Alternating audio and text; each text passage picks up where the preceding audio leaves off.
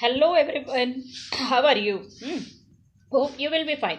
सो दोस्तों, स्वागत है आपका आपके अपने यूट्यूब चैनल राजश्री क्लासेस में। तो आज मैं आपके लिए लेके आई हूँ साइंस 8 का जो है chapter number 6, composition of matter. इसका ये जो है थर्ड पार्ट है। ओके, तो इसके पहले जो है 2 पार्ट मैंने ले लिए थे। अगर ये वीडियो भी आपको अच्छा लगता है तो इसे लाइक, शेयर और सब्सक्राइब करना मत भूलना, और बेल बटन पर क्लिक करना भी मत भूलना, जिससे कि आपको सारे नोटिफिकेशन सबसे पहले मिल जाएंगे। अपने दोस्तों से भी जो है इसे शेयर करना। ओके, तो हमने पहले जो 2 पार्ट देखे थे उसमें हमने क्या देखा था कि मैटर क्या है, और मैटर के जो टाइप्स है, सॉलिड, लिक्विड, गैसेस, उसका इंटरमॉलिकुलर फोर्स ऑफ अट्रैक्शन कैसे होता है, उसके कैरेक्टरिस्टिक कैसे होते हैं देखे हमने। उसका सेकंड क्लासिफिकेशन जो है एलिमेंट, कंपाउंड और मिक्सचर, वो हमने पढ़ा। उसके बाद में जो है हमने उसके कैरेक्टरिस्टिक्स भी देखे। बाद में जो है हमने types of element, types of compound और टाइप्स ऑफ मिक्सचर देखा। और जो है जो सॉल्यूशन होता है, उसमें सॉल्वेंट क्या होता है और सोलूट क्या होता है, और जो है सस्पेंशन और कोलाइड, ये जो ये पार्ट जो है क्या होते हैं उसके बारे में जो है हमने 2 पार्ट में देखा। तो अब हम देख रहे हैं लेटेस्ट अंडरस्टैंड कंपाउंड्स। ओके, तो while studying matter we have seen that element is a type of matter having the simplest composition।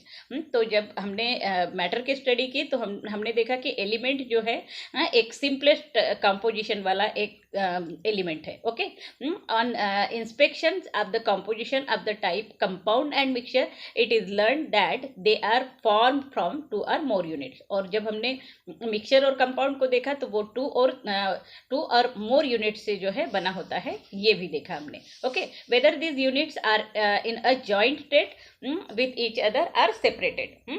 तो ये जो मिक्सचर और कंपाउंड के जो पार्टिकल्स है, एक तो वो जॉइंट स्टेट में होते हैं या फिर सेपरेटेड होते हैं। तो ये डिसाइड कौन करता है कि वो कंपाउंड कैसा है और वो मिक्सचर कैसा है। ठीक है, तो नेक्स्ट जो है ट्राई दिस।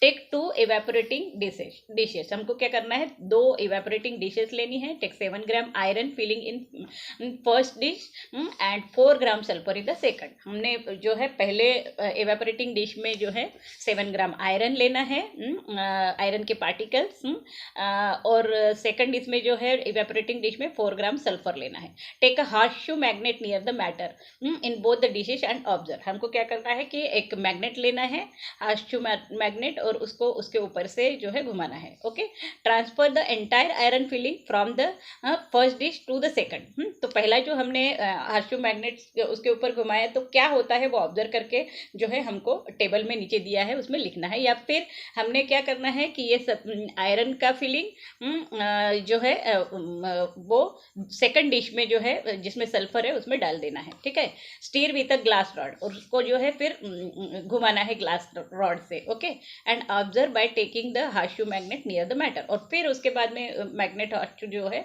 उसके ऊपर घुमाना है और क्या होता है वो देखना है। Also observe the colour of the matter. और पहले जो हमने अलग अलग लिया था सल्फर और आयरन, तो उसका कलर क्या था वो देखना है हमको। और जो नेक्स्ट जो हमने एक बीकर में उसको मतलब एक इवेपोरेटिंग डिश में जो है दोनों को मिलाया, तो उसका भी कलर जो है स्टीर करने के बाद में क्या होता है वो देखना है। So now heat the matter in the second dish for a while. अब क्या करना है कि इसको जो है हीट करना है, और वो हीट करने के बाद में इसको जो है कूल कर लेना है। Observe the colour change.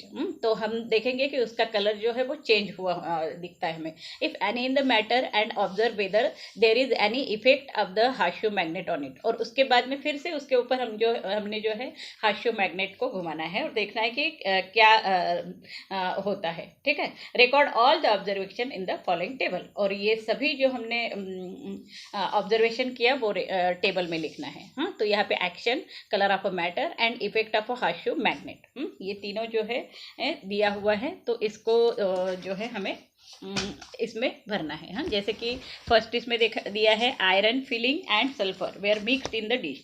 जब आयरन फिलिंग और सल्फर को हमने एक डिश में मिक्स किया तब उसका कलर क्या था, वो यहाँ पे बताना है।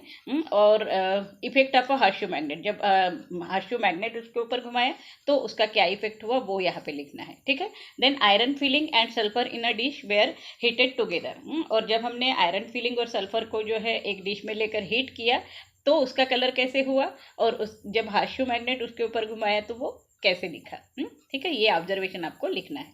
In the above activity on testing the matter obtained by mixing iron filling and sulfur with horseshoe magnet, it was found that the resulting matter was a mixture of iron and sulfur, and possessed properties of both the component.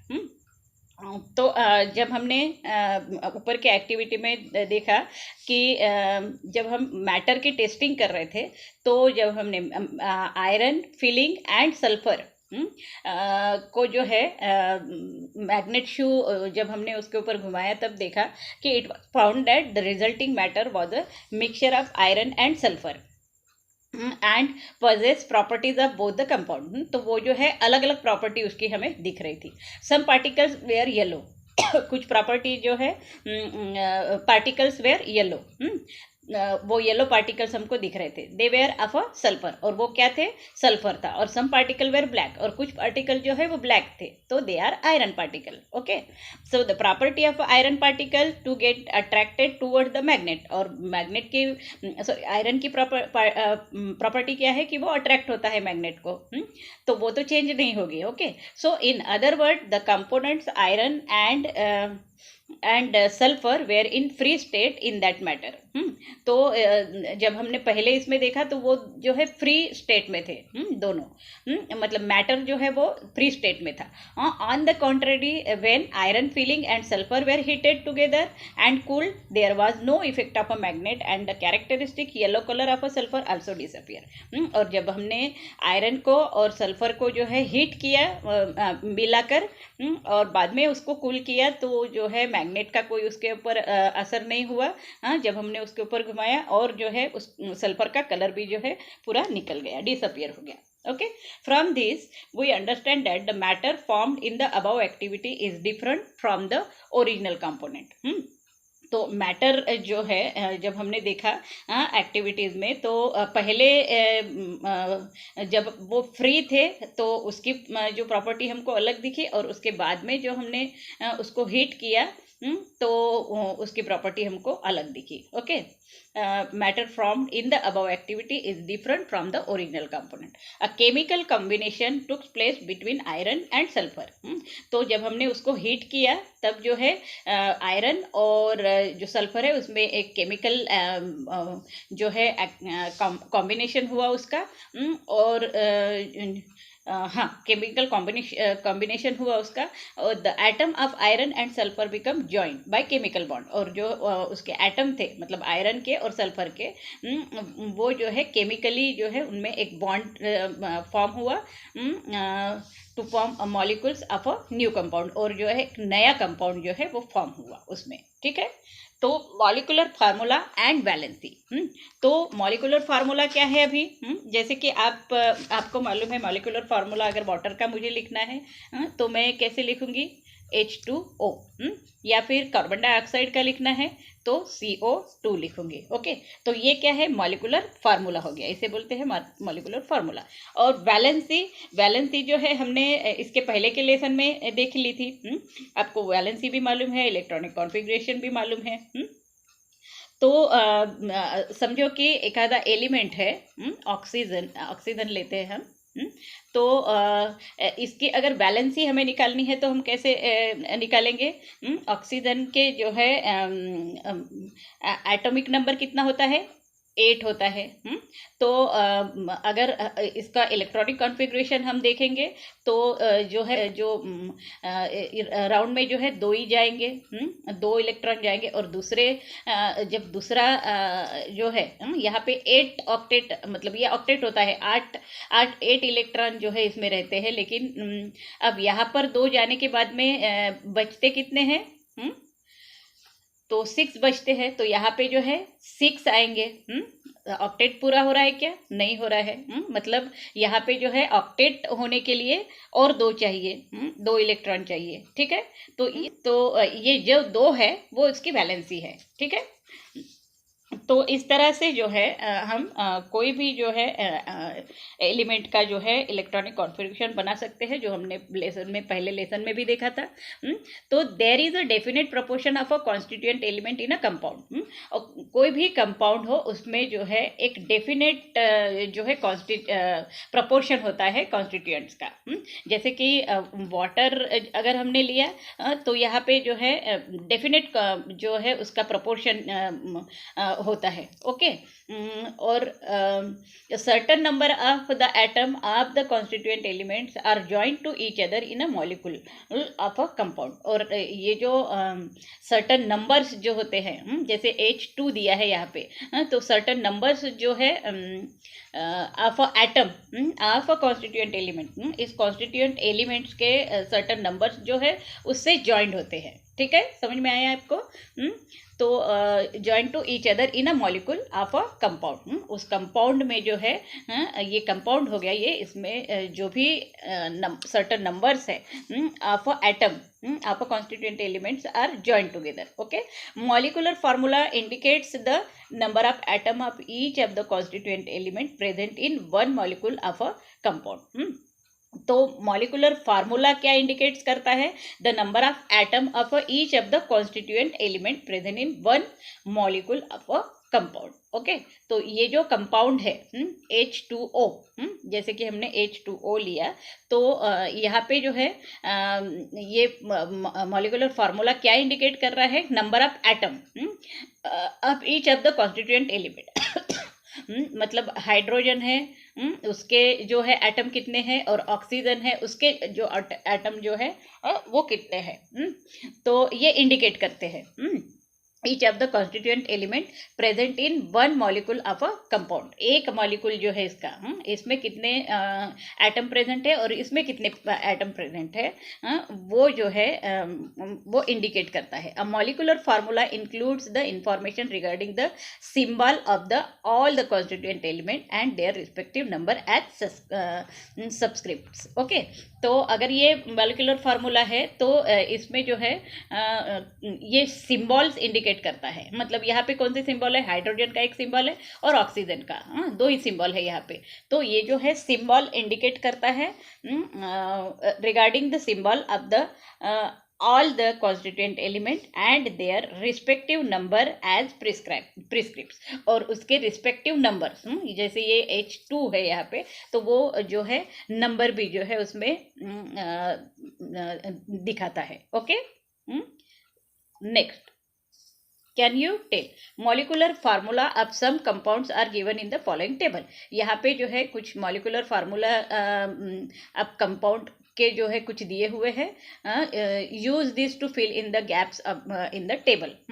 और इस table के हिसाब से जो है हमको उसे वो गैप को फिलअप करना है। ओके, जैसे कि यहाँ पे वाटर दिया हुआ है, वाटर का फार्मूला क्या है? H2O।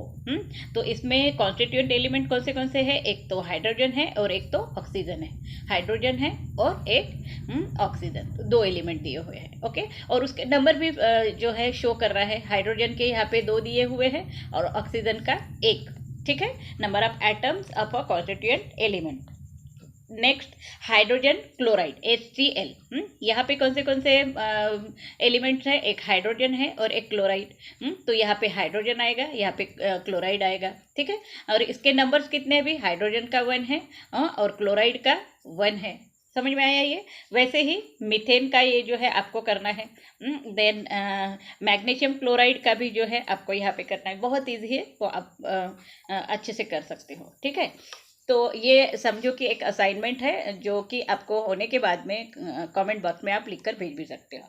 So we have seen the relationship between a molecular formula and the number of atom of various element in molecule. तो इसमें जो हमने क्या देखा कि रिलेशनशिप बिटवीन मॉलिकुलर फार्मूला, जैसे H2O है हमने लिया, तो molecular formula and the number of atom of the various element in molecule, और नंबर ऑफ एटम्स कितने हैं उसमें वो जो है हमने रिलेशन इसमें देखा। The ability of joining of another atom with a chemical bond is a chemical property of each atom.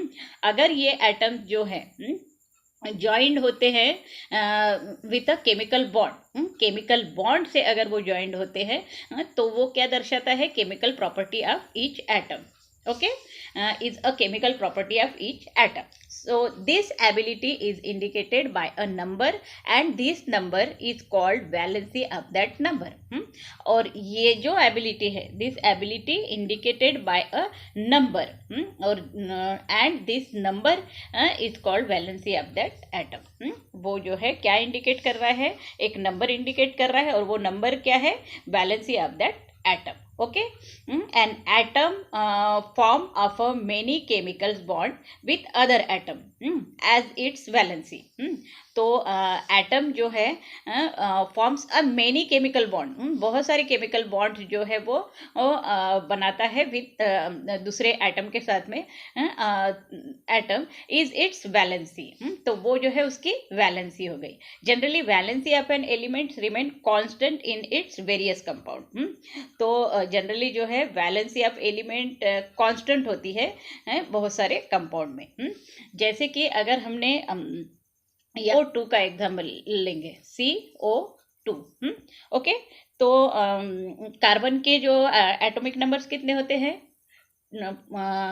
6 होते हैं। ठीक है, तो पहले इसमें 2 जाएंगे और दूसरे इसमें 4 जाएंगे। ठीक है, पर दूसरे इसमें उसकी कैपेसिटी कितनी होती है, 8 की होती है, ऑक्टेट होना चाहिए वहाँ पे। लेकिन जो है यहाँ पे 4 बचते हैं, इसलिए यहाँ पे 4 ही जा रहे हैं, मतलब 4 जो है उसकी वैलेंसी हो गई। और फिर ऑक्सीजन अगर हमने लिया, 4 जो है बच रहे हैं। ठीक है, तो यहाँ पे जो है ऑक्सीजन है, ऑक्सीजन के कितने होते हैं, एटॉमिक नंबर 8 होते हैं। तो पहले इसमें कितने जाएंगे, 2, और दूसरे इसमें जो है कितने जाएंगे, 6। ठीक है, तो यहाँ पर भी जो है ऑक्टेट में कितने चाहिए थे हमको, 8 चाहिए थे। ऑक्टेट में 8 रहते हैं, लेकिन यहाँ पे 6 है, मतलब 2 जो है बच रहे हैं।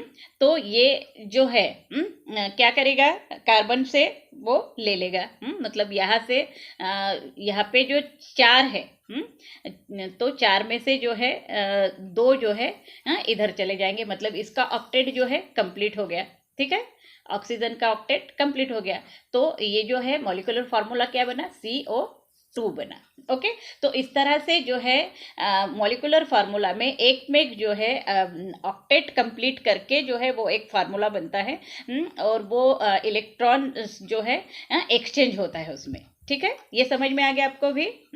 तो इलेक्ट्रॉन जो है एक्सचेंज होकर जो वो भी कंपाउंड है वो एक फार्मूले में बदलता है। ठीक है, तो do you know, scientists perform many experiments regarding composition of a compound during 18th and 19th century, and from that they deduce the valencies of electron. Okay, scientist perform many experiment, बहुत सारे experiment जो है scientist लोगों ने किए हैं regarding composition of a compound, compound के composition को बनाने के लिए। Okay, during 18th and 19th century में, and from that they deduce the valencies of element, और इस तरह से उन्होंने जो है वैलेंसी ऑफ एलिमेंट जो है हमारे सामने लाई। Okay, complete the table, molecular formula of various compound form by hydrogen with other element and given in the following table. यहाँ पे एक टेबल दिया हुआ है, उसमें जो है मॉलिक्यूलर फार्मूला जो है दिए हुए हैं बहुत सारे कंपाउंड्स के, bye hydrogen with other element. Hydrogen with other element मतलब हाइड्रोजन जो है वो दूसरे एलिमेंट से जो है मिक्स होके वो जो फार्मूला बनता है वो यहाँ पे दिए हुए हैं। Okay, from that deduce the valencies of the concern element. हमको क्या करना है कि वैलेंसी जो है वो एलिमेंट की लिखना है। ठीक है, तो यहाँ पे देखिए आप molecular formula of a compound, जैसे HCl दिया है, H2O, H2S, हाइड्रोजन से ही किसी और एलिमेंट से मिक्स करके जो है ये फार्मूले बने हुए हैं। तो HCl है, जैसे कि कॉन्स्टिट्यूएंट एलिमेंट क्या दिया है, H और X नाम दिए है उसको। तो हाइड्रोजन, H जो है हाइड्रोजन और क्लोराइड। ओके, तो इसकी वैलेंसी कितनी दिख रही है आपको? H की 1 है। और number of bond form by X with H, number of bond क्या कैसे फॉर्म हो रहा है? X विथ H से एक से ही फॉर्म हो रहा है। तो वैलेंसी इसकी कितनी हुई? X की 1 हो गई। H2O, यहाँ पे H और O दो ही जो है एलिमेंट है। ओके, और इसमें हाइड्रोजन की वैलेंसी 1 है। और X विथ H बॉन्ड कैसे फॉर्म हो रहा है? किससे फॉर्म हो रहा है? 2 से फॉर्म हो रहा है। यहाँ पे यहाँ दिख रहा है आपको। तो ये इसकी वैलेंसी क्या हो गई? 2 हो गई। वैसे ही H2S जो है इसका भी जो है यहाँ पर दिया हुआ है। तो इसका कैसे है अभी? यहाँ पे हाइड्रोजन और सल्फर, यहाँ पे हाइड्रोजन आएगा और ये दूसरा एलिमेंट जो है सल्फर दिया हुआ है। हाइड्रोजन की वैलेंसी 1, वो तो वैलेंसी सभी इसमें दिए हुई है। और हाइड्रोजन सॉरी सल्फर का क्या होगा यहाँ पे? बॉन्ड कितने इससे फॉर्म हो रहा है? 2 इससे फॉर्म हो रहा है। तो इसकी वैलेंसी क्या हो गई? 2 हो गई। तो इस तरह से बाकी जो है ये आपको करना है, ठीक है। और ये फिर से मुझे आप जो है कमेंट बॉक्स में लिख कर भेज सकते हो, और जो है मैं उसके आंसर आपको दे सकती हूँ, ठीक है। Valencies of the constituent element can be deduced from the known molecular formula of a compound. तो जब हम वैलेंसी डिड्यूस करते हैं तो वो जो है non molecular formula of a compound से बनाते हैं। Okay, the basis for this is the univalency of hydrogen. तो जैसे कि यहाँ पे यूनिवैलेंसी ऑफ हाइड्रोजन जो है हमने ऊपर के एग्जाम्पल में लिया था। On the other hand the molecular formula of a compound can be written from the known valency of the constituent element by the method of a cross multiplication. और दूसरा एक मेथड है क्रॉस मल्टीप्लिकेशन। इससे भी जो है हम non valency जो है जो कंपाउंड की दी है वो कॉन्स्टिट्यूएंट एलिमेंट की, तो उससे जो है क्रॉस मल्टीप्लिकेशन से भी जो है हम उसे निकाल सकते हैं, ठीक है। तो यहाँ पे cross multiplication method for writing the molecular formula of a simple compound. यहाँ पे जो है एक मेथड दिया हुआ है क्रॉस मल्टीप्लिकेशन का, एक एग्जांपल दिया हुआ है। इस एग्जांपल को देख के ये जो साइड में टेबल दिया है ये हमको भरना है, ठीक है। तो यहाँ पे क्या दिया हुआ है देखो, step 1 to write the symbol of a constituent element. यहाँ पे जो है सिंबल दिए हुए हैं कार्बन और ऑक्सीजन का, ठीक है। To write the valency of below. अब कार्बन की वैलेंसी कितनी है? 4। कैसे आ गई ये कार्बन की वैलेंसी 4? तो कार्बन का एटॉमिक नंबर कितना है? 6 है। तो पहले जो मतलब हाइड्रोजन के सॉरी H शेल में कितना जा रहा है? 2, और जो दूसरा K शेल है उसमें कितना जा रहा है? अभी 4 जा रहा है, ठीक है। पर उसकी कैपेसिटी कितनी है? 8 की है, पर यहाँ पे हम हमारे 4 बचे हैं तो वो 4 जा रहा है। तो इसकी वैलेंसी कितनी होगी? 4। ओके, तो ये वैलेंसी आप रिस्पेक्टिव एलिमेंट जो है वो यहाँ पे दी हुई है। कार्बन की 4 दी है, ऑक्सीजन की 8। ऑक्सीजन की कैसे 8 आई अभी? ऑक्सीजन का एटॉमिक नंबर कितना है? 8 है। तो पहले शेल में कितना जा रहा है? 2। और बचते कितने हैं अभी? दूसरे शेल में कितना जाएगा? 6 जाएगा। पर इसकी जो कैपेसिटी है वो कितनी है? 8 है। मतलब 8 - 6 कितना होगा? 2। तो इसकी वैलेंसी कितनी हो गई? 2। ओके, समझ में आ गया ये आपको। सो टू क्रॉस मल्टीप्लिकेशन में जो है to obtain the number of atom of the constituent element in the molecule of the compound. तो इसको कैसे करना है अभी? कार्बन का जो है क्रॉस मल्टीप्लिकेशन करना है ना हमको। तो कार्बन इंटू 2, कार्बन C2 और O4 आ गया ये C2O4। To write the formula of the compound obtain by cross multiplication C2O4 ऐसे आएगा इसका फार्मूला, ठीक है।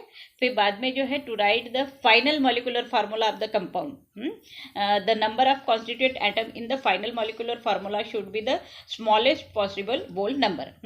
तो जो स्मॉलेस्ट पॉसिबल नंबर जो है मतलब C2, ये 2 नंबर जो है स्मॉलेस्ट है, तो उसको पहले लिखते हैं और फिर दूसरे इसको, तो जैसे C2 और O4 ऐसे ये लिखा जाएगा, और स्मॉलेस्ट पॉसिबल नंबर से ही जो है इसको डिवाइड भी किया जाएगा, ठीक है।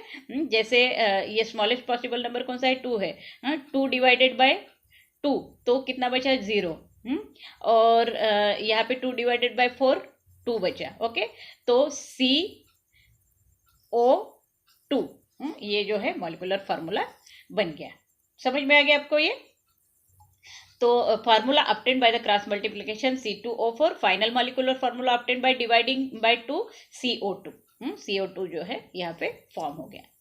नेक्स्ट जो है pairs of element and their valencies, यहाँ पे पेयर्स ऑफ एलिमेंट दिए हुए हैं, जैसे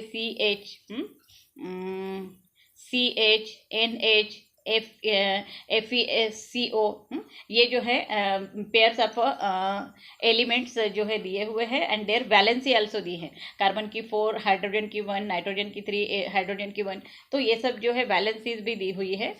use them logically to deduce the molecular formula. तो अब हमको जो है मॉलिक्यूलर फार्मूला बनाना है, तो कैसे बनाना है वो यहाँ पे जो है क्रॉस मल्टीप्लिकेशन मेथड से हमको ये बनाना है, यहाँ पे दिया हुआ है ये एग्जाम्पल, उसी हिसाब से इसको बनाना है।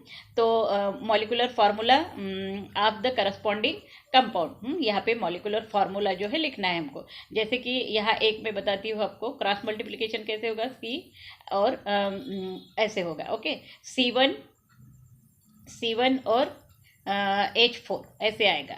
अब स्मॉलेस्ट जो नंबर है पॉसिबल नंबर कौन सा है, 1 से डिवाइड होगा, तो कितना बचेगा, 0 बचेगा, और 1 से 4 को डिवाइड होगा, तो कितना बचेगा 4 बचेगा, ठीक है।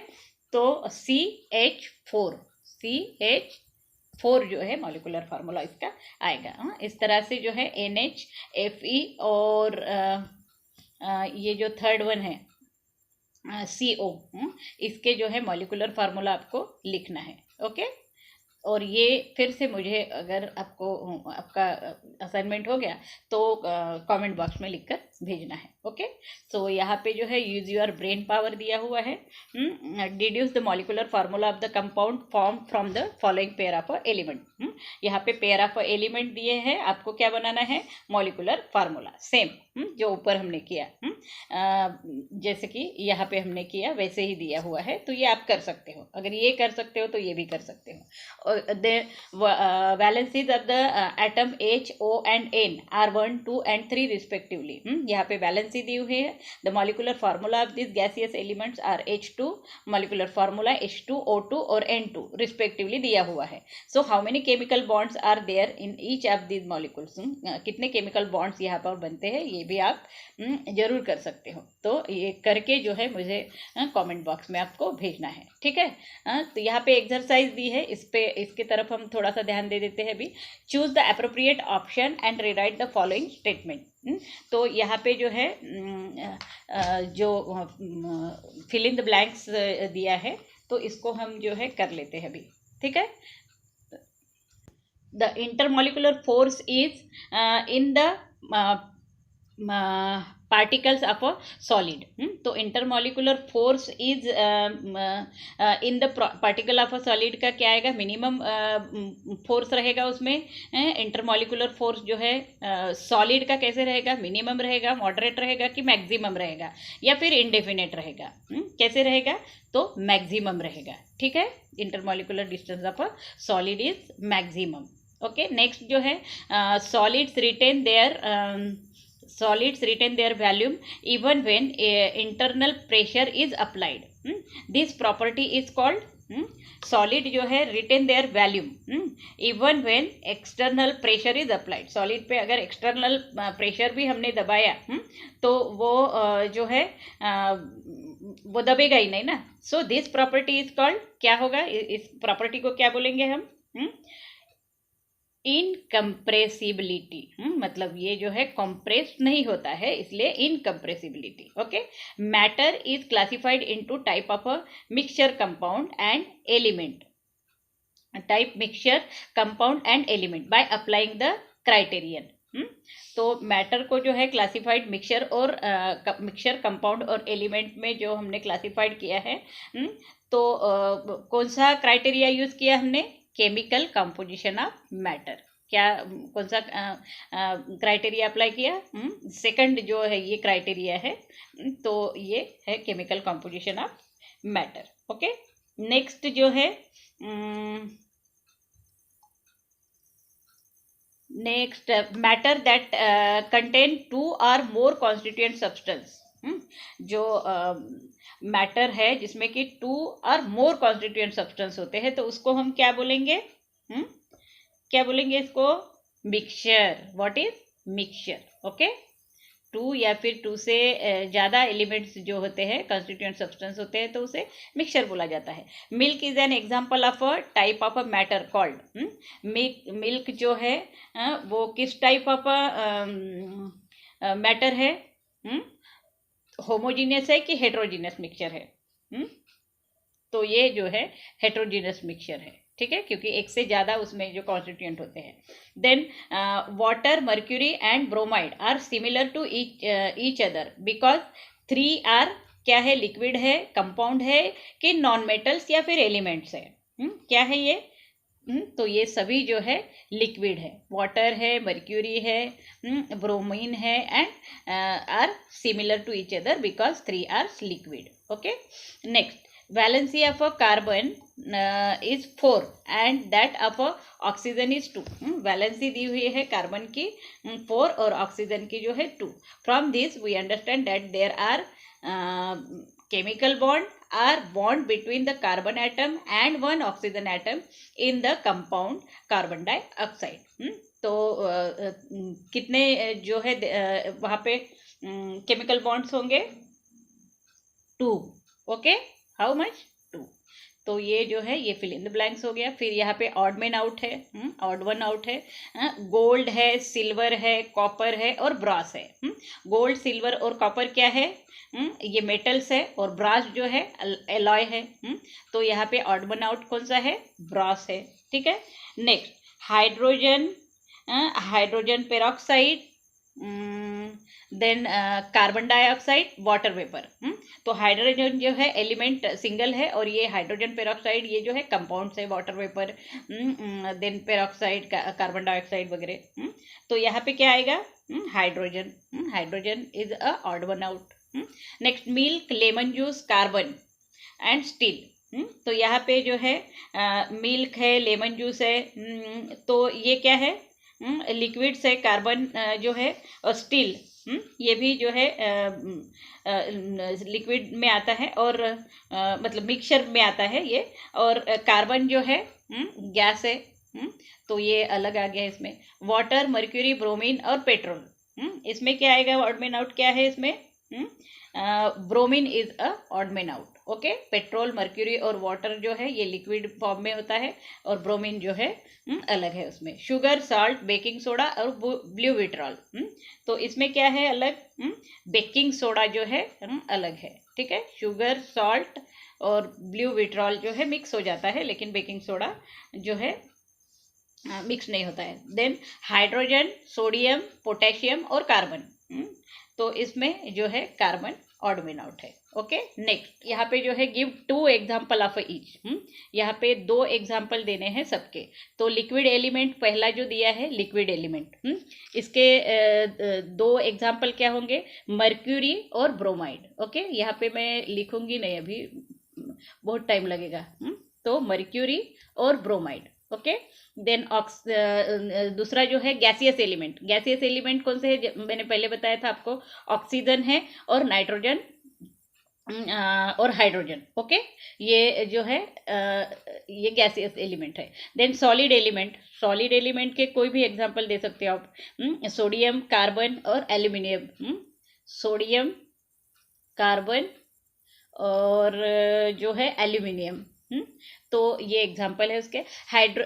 होमोजीनियस मिक्सचर्स कौन से है? Sugar in water and blood plasma. Homogeneous mixture, sugar in water और blood plasma, sugar in water, okay, and blood plasma. हाँ, सेकंड एग्जांपल जो है ब्लड प्लाज्मा जो है वो होता है इसका एग्जांपल होमोजीनियस मिक्सचर का। हाँ, देन कोलाइड। कोलाइड कौन से है अभी? कोलाइड जो है उसमें आपको मिल जाएगा, कोलाइड जब पढ़ोगे आप उसमें। तो मिल्क है, बटर है, फिर जिलेटिन है, जेली है। तो ये जो है इसके एग्जाम्पल हैं। Then organic compound, protein, glucose, urea, carbohydrates, ये जो है ऑर्गेनिक कंपाउंड्स हो गए। कॉम्प्लेक्स कंपाउंड भी जो है लेसन में आया हुआ है, क्लोरोफिल, हीमोग्लोबिन। ये ऑर्गेनिक कंपाउंड कौन से है अभी? Limestone, rust, common salt, okay. और मेटलॉइड्स जो है वो कौन से है? सिलिकॉन, जर्मेनियम, ये जो है मेटलॉइड्स है। Then elements with valency 1, sodium, potassium, chloride. और लास्ट जो है element with valency 2, magnesium, calcium. तो अभी मैं ये वीडियो ख़त्म कर रही हूँ अभी। और अगर इसमें कोई भी प्रॉब्लम है आपको तो आप मुझे कमेंट बॉक्स में लिखकर भेज सकते हो। और अगर ये वीडियो आपको पसंद आता है तो इसे लाइक, शेयर और सब्सक्राइब करना मत भूलना राजर्षि क्लासेस को, और बेल बटन को भी जो दबाना, जिससे कि आपको सारे नोटिफिकेशन जल्द से जल्द मिल जाएंगे। So have thank you for watching this video. Have a nice day.